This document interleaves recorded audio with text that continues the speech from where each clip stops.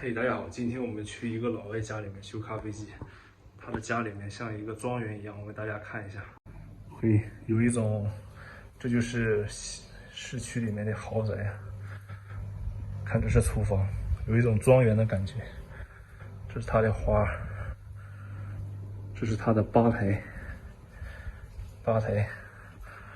整得像酒庄一样。看，这就是他的咖啡机。一个20多年的咖啡机，叫我们给修好了。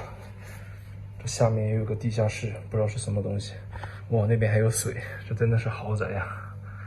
千万级豪宅里面修咖啡机，咖啡机已经叫我们修好了，主要就是加热电阻丝坏了，换了一个新的，真的累死了。